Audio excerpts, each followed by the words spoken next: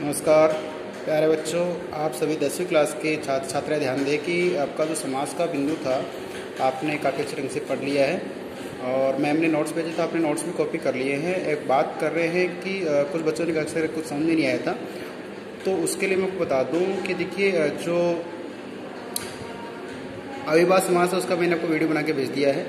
अब बात कर लेते हैं कि हमारा जो उसके बाद वाला है तत्पुरुष समास है। मैं आपको बता दूं प्रधानता, मैंने आपको बताया था कि प्रधानता के आधार पर समास 4 प्रकार के होते हैं। पहला अविभाज्य समास था, दूसरा तत्पुरुष समास था, तत्पुरुष समास, और तीसरा जो है हमारा द्वंद्व समास है, और चौथा बहुब्री समास है। तो ये 4 प्रकार समास थे। अब बात करें तत्पुरुष के 2 भाग और हो जाएंगे, इस प्रकार 6 भेद हो जाते हैं। तो तत्पुरुष समास के 2 भेद करें तो एक तो होता है द्विगु समास, एक होता है क्रमधारी।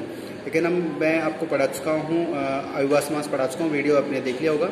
अब नंबर 2 पे है तत्पुरुष समास। तत्पुरुष समास में आप देखिए, थोड़ा सा ध्यान दें यहाँ पे कि जिन शब्द समूहों अथवा समासिक पदों में द्वितीय पद प्रधान होता है तो वो क्या होता है, तत्पुरुष समास होता है। कि पहला पद प्रधान तो अविभाज्य समास, दूसरा पद प्रधान तो तत्पुरुष समास होता है। तत्पुरुष समास होता है। तत्पुरुष समास की 7 भेद है, स्पेशली देखना आपको। तो इसमें देखिए एक लुप्त कारक चिन्ह तत्पुरुष है, क्रमधारय समास इसमें आता है, द्विगु समास भी आता है, नय समास भी आता है, लुप्त तत्पुरुष समास आता है, अलोक समास आता है, उपपद समास आता है। प्यारे बच्चों, आपको इनमें से कोई ध्यान देने की जरूरत नहीं है, केवल एक तो आपको कर्मधारय और एक द्विगु, इनमें से हम लेंगे। बाकी बड़े लेवल का मैटर है। आपको ध्यान रखना है कि तत्पुरुष की परिभाषा क्या होती है, वो देख लीजिए कि जिन शब्द समूह में दूसरा पद प्रधान होता है वो क्या है, तत्पुरुष समास है। और तत्पुरुष के 2 भेद होते हैं, क्रमधारय और द्विगु, इनको हम अलग से पढ़ेंगे बाद में। तो सबसे पहले मैं आपको एक ले चलता हूँ, एक अच्छा सा एक जो हमारी काम आता है तत्पुरुष समझने का एक ही काम है कि आपने जब कभी कारक पढ़े या सुने हो तो ध्यान दें। ये जो विंडो है कारक की विंडो है, अगर ये आपने ध्यान से पढ़ ली, समझो आपका बहुत अच्छा कॉन्सेप्ट क्लियर हो जाएगा। देखिए कर्ता है, चिन्ह और विभक्ति है। विभक्ति आपके संस्कृत में चलती है, 10वीं क्लास में आप पढ़ रहे हैं तो विभक्तियाँ बहुत आपकी इंपॉर्टेंट हैं। अब देखने वाली बात यह है कि आप कैसे याद कर पाते हैं। तो ये कारक आपने याद कर रखा होगा कि कर्ता ने, कर्ता का चिन्ह होता है ने, कहीं भी नहीं आता इसमें कोई ना कोई इसमें करता है।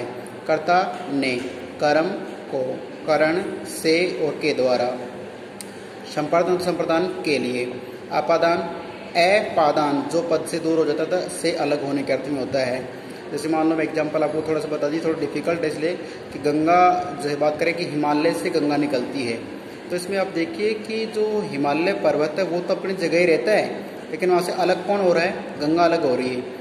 तो एक जैसे मान लो पेड़ से पत्ता गिरता है तो पेड़ तो वही रहेगा लेकिन पत्ता अलग होता है। तो जो अलग होता है उसमें अपादान कारक होता है। कई बार बड़े एग्जाम से पूछ लेते हैं कि किसमें मान लो प्रश्न आ गया कि पेड़ से पत्ता गिरता है, तो पेड़ इसमें पूछ लें कि यहाँ पे तत्पुरुष समास किस में है या तत्पुरुष का अपादान किस में हो रहा है। तो जो अलग हो रहा है ना उसमें तत्पुरुष होता है, जो स्थायी उसमें नहीं होता है। हिमालय से गंगा निकलती है तो हिमालय में नहीं है, किसमें, गंगा जो निकल रही है उसमें आता है अपादान अलग होने के लिए। तो किसमें भी से है और इसमें भी से। तो कर्ण में से का मतलब तो क्या होता है कि साथ में। जैसे मान लो मैं पेन है अपने हाथ में पकड़ के चला रहा हूँ, तो मैं हाथ से पकड़ रखा हूँ, हाथ के द्वारा समझा रहा हूँ, तो क्या आएगा इसमें कर्ण तत्पुरुष आएगा।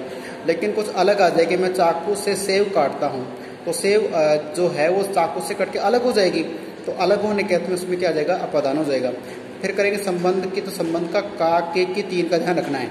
जैसे राजा की लड़की तो किया गया, सुरेश का भाई, ठीक है, हिंदुस्तान के लोग, तो इसमें क्या गया, तो का के की 3 का ध्यान रखना है। ये आते हैं, हमें संबंध तत्पुरुष जोड़ना होता है। और ये जो अधिकरण ये भी अपने आता है, में पर आ जाता है, ये ध्यान रखना है। बाकी संबोधन की अपने को तत्पुरुष में आवश्यकता नहीं पड़ेगी, इसका ध्यान रखना है। अब मैं आपको बता दूं कि कर्ता ने ही प्रथम व्यक्ति, तो कई बार क्या होता है परीक्षा में भी आवश्यकता है, या फिर आपको याद रखने के लिए बता सकता हूँ मैं कि जैसे कोई भी आ गया, ठीक है, तो जैसे राम ने रावण को बाण से मारा, तो बात करें कि राम ने, तो उसमें कौन सा कारक है, हम बताते हैं प्रथमा तत्पुरुष हो सकता है, ऐसे बोल देंगे। द्वितीय तत्पुरुष हो सकता है, ऐसे बोल सकते हैं। तो प्यारे बच्चों आपको देखने से मान लो बात करें, जैसे रसोई घर पूछ लिया मैंने, पूछ लिया कि रसोई घर में कौन सा अलंकार भाई आपका समास है। तो रसोई के लिए घर, उसका विग्रह क्या होता है, रसोई के लिए घर। अब के लिए किस में आ रहा है, ये देखो चतुर्थी में आ रहा है, उसका उत्तर क्या होगा कि चतुर्थी तत्पुरुष उसका उत्तर हो जाएगा। चतुर्थी लगाओ तो ठीक है, तत्पुरुष बोल दे तो भी ठीक है, लेकिन शुद्धता तो ये रहेगी कि संप्रदाय तत्पुरुष बोलो या फिर उसके लिए चतुर्थ तत्पुरुष बोलना पड़ेगा हमारे को, ये देखना है, ठीक है। चलिए आगे बात करें हम इस चीज़ की कि जो हमारा तत्पुरुष समास को पढ़ने के लिए आपको ये कारक चिन्ह आपको याद चाहिए। कर्ता ने कर्म को करण से संप्रदान के लिए, अपादान से अलग होने के लिए, संबंध का की अधिकरण में पर, ये आपको याद होना चाहिए। अब देखो नीचे एग्जाम्पल दे रखा है, दिल तोड़। दिल तोड़ एक शब्द है, तो दिल को तोड़ने वाला, तो इसमें को आ गया। अब को किस में दे रखा है, इसमें दे रखा कर्म को, तो इसमें कौन सा हो जाएगा, कर्म तत्पुरुष हो जाएगा। ये आगे देखो कर्म और एक इसका भाग है तत्पुरुष का है, तो कर्म तत्पुरुष इसमें हो जाएगा। ठीक है, ये ध्यान रखना। जैसे मैं पूछ लो अभी आपको चिड़ी मार, एक शब्द चिड़ी मार। अब चिड़ी मार को एक जैसे वो एक जाति होती है, वो कुछ लोग होते हैं जो शिकार करते हैं, तो उसके बाद चिड़ी मार का मतलब किस में हो जाएगा कि चिड़िया को मारने वाला। ठीक है, तो चिड़ी मार में क्या हो जाएगा, चिड़ी मार में भी आपका तत्पुरुष चिड़ी को मारने वाला, तो को आते क्या हो जाएगा, कर्म तत्पुरुष हो जाएगा। ठीक है, ये ध्यान रखना। एक जैसे बात करें, मैं आपको बताऊं कि जो दशरथ राजा थे, दशरथ राजा को क्या था, एक आशीर्वाद प्राप्त था। वो क्या थे, शब्द भेदी बाण चलाते थे। शब्द भेदी, शब्द भेदी मतलब जैसे कहीं से आवाज़ आ रही है तो उस आवाज़ पे ही क्या करेंगे, वो मतलब चला देंगे बाण और सामने वाले को वही लग जाएगा। तो सोचो कि उनको शब्द भेदी बाण चलाने का अनुभव था, तो उसमें क्या था, शब्द भेदी बाण, तो शब्द को भेदने वाला बाण कौन सा हो जाएगा, तत्पुरुष हो जाएगा। इसमें कर्म तत्पुरुष इसमें हो सकता है, ये ध्यान रखना है। अब इसके बाद में आपको मैं थोड़ा एग्जाम्पल और ले चलता हूँ, ध्यान रख। ये देखिए मैं बहुत से एग्जाम्पल आपको बताने वाला हूँ। यहाँ पे देखिए, मुंह तोड़, मुंह को तोड़ने वाला, जैब कतरा, जैब कतरने वाला, सर्वज्ञ सबको जानने वाला, मनोहर, मन को हरने वाला, जितेंद्रिय, इंद्रिय को जीतने वाला, शरणागत, शरण को आया हुआ, मरणातुर, मरण को मरने को आतुर है, विकास उन्मुख, विकास को उन्मुख है। तो इस सब में क्या कह रहा है, को आ रहा है, तो को मतलब गंगाधर, गंगा को धारण करने वाला। ये सब क्या है, कर्म तत्पुरुष के उदाहरण है। फिर बात करण की बात कर लेते हैं। हस्त लिखित, हाथ से लिखित है, तुलसी कृत, तुलसी के द्वारा कृत है, या अकाल पीड़ित, अकाल से पीड़ित, रेखांकित, रेखा के द्वारा अंकित है, दोषपूर्ण, दोष से पूर्ण है, अभावग्रस्त, अभाव से ग्रस्त है, वाग युद्ध, वाक के द्वारा युद्ध, वाक से युद्ध होता है, वाणी से ना, रोग पीड़ित, रोग से पीड़ित रोगी है, शल्य चिकित्सा, शल्य के द्वारा चिकित्सा, शल्य उनकी चीरफाड़ होती है उसके द्वारा चिकित्सा करते हैं। देवालय, अब ये देखिए बदल गया है, तो यहाँ पे था कर्ण, तो ये देखिए पहले हमने कर्ता पढ़ लिया, कर्म पढ़ लिया, कर्ण पढ़ लिया, अब पढ़ेंगे संप्रदान। संप्रदान का मतलब के लिए, देवालय, देवों के लिए, देव के लिए आलय। ठीक है, ये के लिए शब्द आना चाहिए, कर्ता ने कर्म को संप्रदान के लिए, तो संप्रदान तत्पुरुष हो गया। देवालय, देव के लिए, आलय, रसोई का, रसोई के लिए घर है, छात्रावास, छात्रों के लिए आवास है, पाठशाला, पाठ पढ़ने के लिए शाला, हवन सामग्री, हवन के लिए सामग्री, गुरु दक्षिणा, गुरु दक्षिणा का मतलब है गुरु के लिए दक्षिणा, आवेदन पत्र, आवेदन के लिए पत्र है, कारावास, कारावास का मतलब कारा के लिए आवास होता है, घुड़साल, घोड़ों के लिए साल होती है, रहने की जगह, हथकड़ी, हाथ के लिए कड़ी।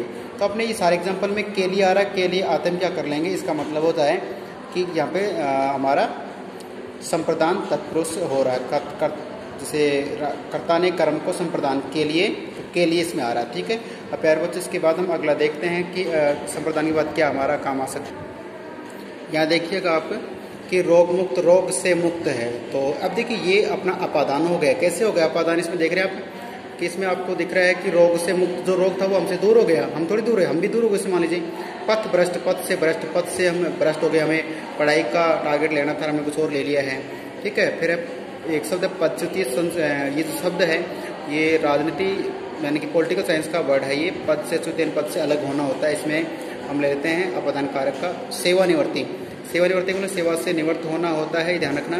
धर्म विमुख, धर्म से विमुख होना होता है। कामचोर, काम से जी चुराना। नेत्र, नेत्रों से हीन, भाई दिखता नहीं है। आशातीत, आशा से परे। लोक भय, लोक से भय होता है। और जल सुनने, जल से सुनने। भयभीत यानी भय से भीत। तो सारे किसके एग्जाम्पल हैं, ये एग्जाम्पल हमारे हैं किसके, ये अपादान तत्पुरुष के हैं एग्जाम्पल। इस बात का ध्यान रखना है। अब आगे के हैं मैं आपको बताता हूँ, अभी इस अगले वीडियो में देखते इसको।